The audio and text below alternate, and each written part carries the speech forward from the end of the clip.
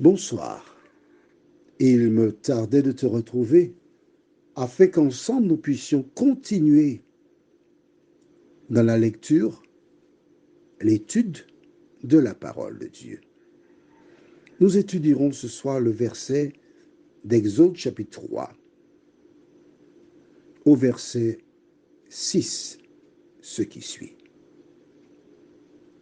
Et il ajouta, je suis le Dieu de ton père, le Dieu d'Abraham, le Dieu d'Isaac et le Dieu de Jacob.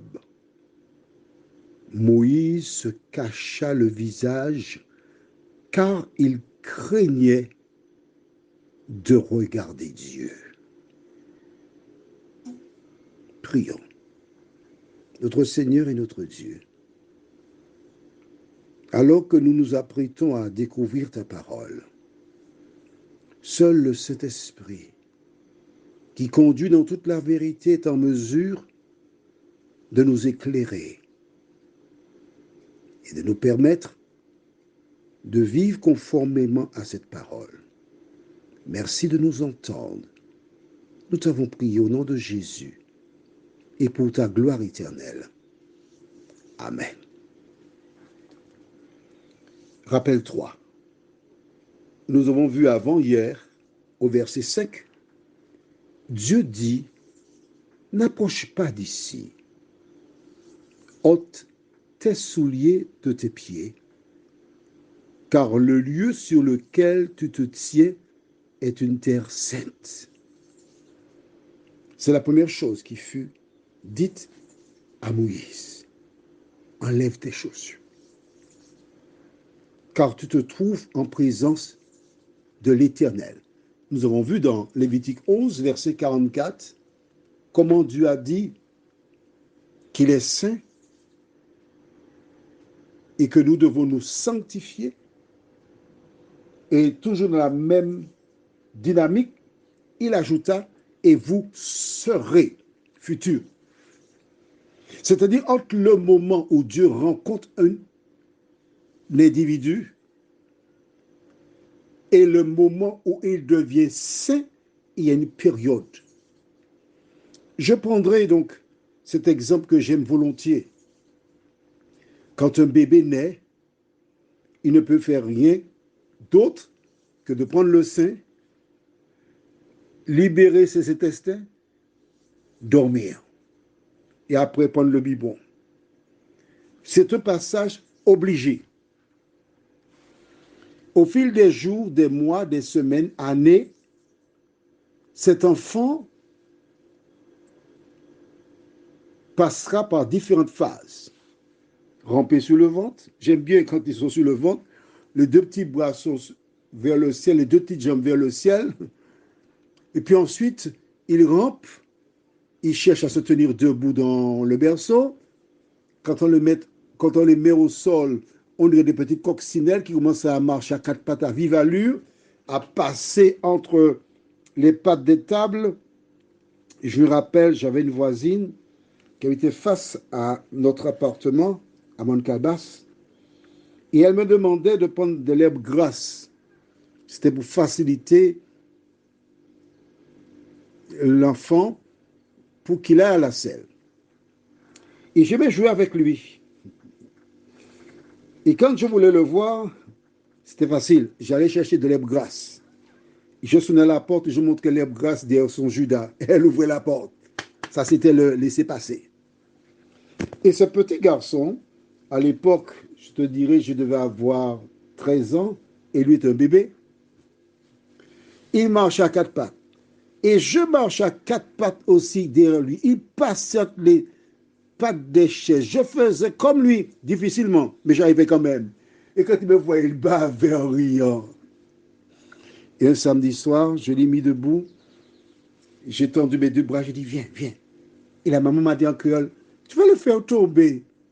Il a fait le premier pas de sa vie. Son prénom, c'est Miguel.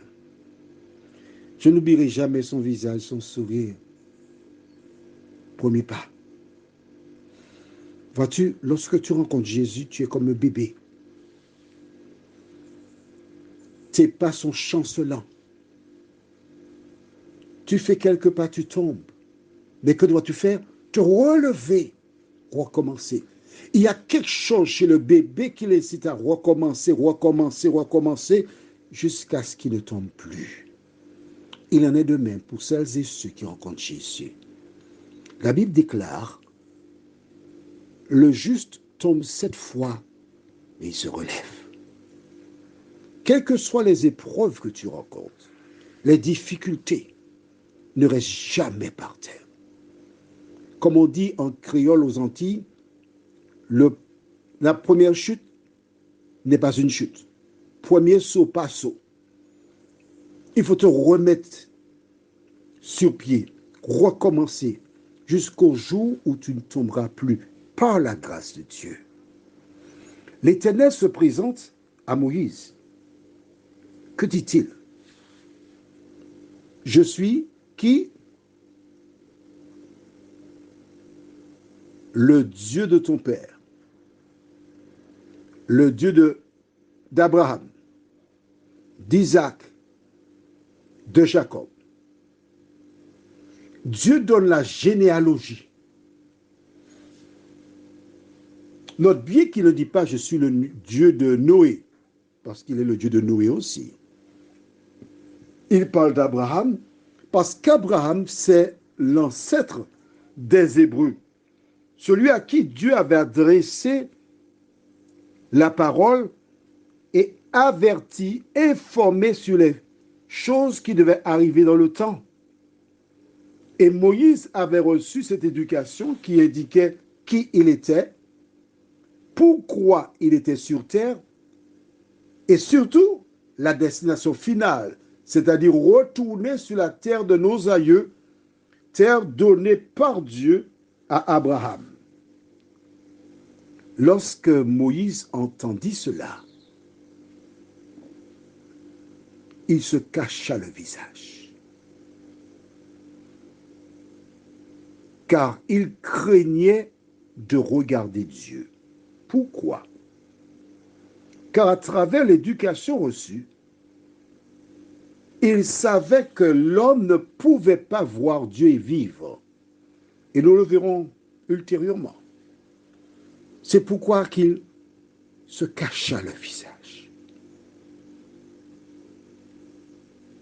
Par le passé,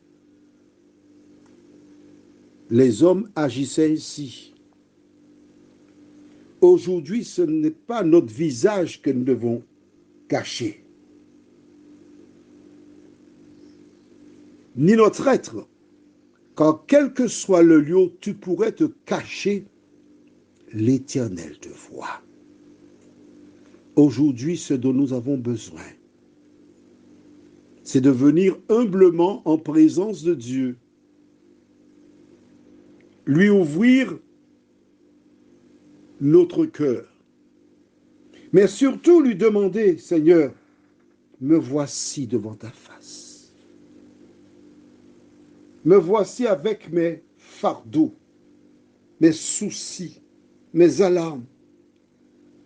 Mais puisque tu m'as dit, venez à moi, vous tous qui êtes fatigués et chargés, et je vous donnerai le repos, alors Seigneur, nous voici devant toi. Me voici. C'est tout ce que tu as à faire. Prions. Notre Seigneur et notre Dieu, combien nous sommes heureux de savoir que nous pouvons compter sur ton amour. Nous n'avons pas peur de toi, Seigneur. Nous voulons seulement te remercier de nous avoir ouvert tes bras, d'avoir effacé nos péchés et d'avoir inscrit nos noms dans le livre de vie. Merci Seigneur d'être là. Car sans toi, que ferions-nous dans ce monde? Nous avons toutes choses en toi.